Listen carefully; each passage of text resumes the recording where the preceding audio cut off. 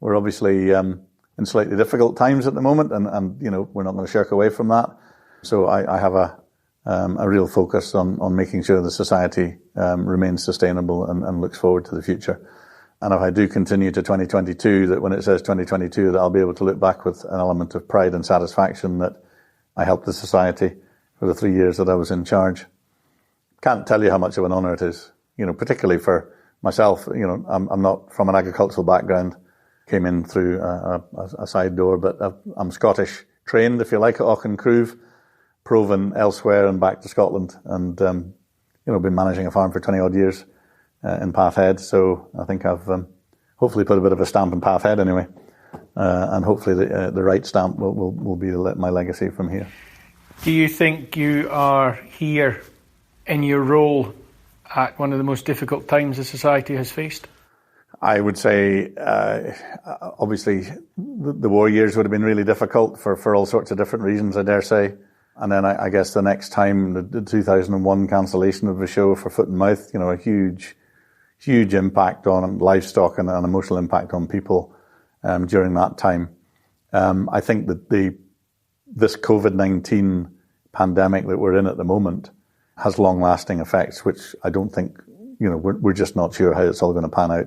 I don't think anybody does.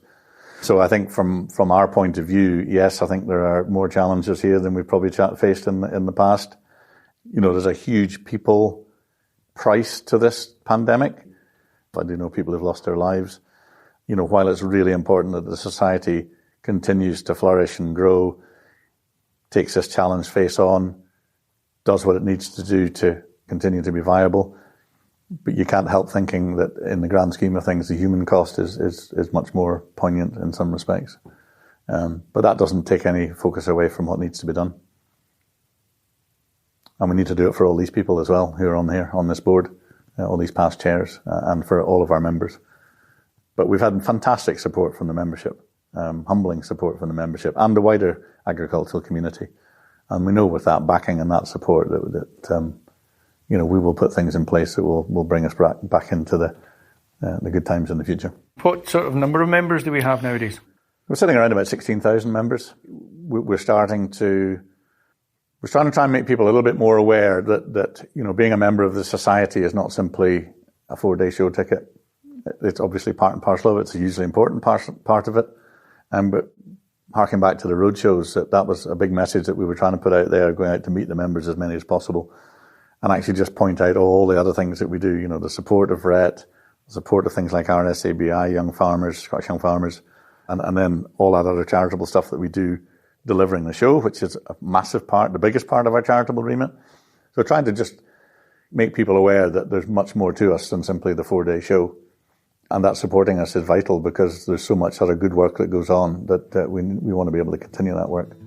As somebody once said, if you had more to give, would you give more? And the answer is always yes. Huge thanks to Bill for taking the time to show us around Ingliston House. Thanks also to journalists Andrew Arbuckle and Ken Fletcher. And thank you to BBC Landward for letting us use a clip of their Ben Coots. There's a brilliant episode of Landward all about the history and heritage of the Highland Society, and you can find that on BBC iPlayer. And of course, if you want to find out more about the archives at Ingliston House, you can visit the Society website and search to your heart's content. Next week, Anna will be meeting unsung heroes of the coronavirus pandemic in rural Scotland. If you've got someone you know who went above and beyond to keep us all fed or to keep supply chains moving, let us know. We'd love to be able to recognise those people and to say thank you to them. You can email us, anna@seenandheardpr.co.uk, or tweet @onfarmuk.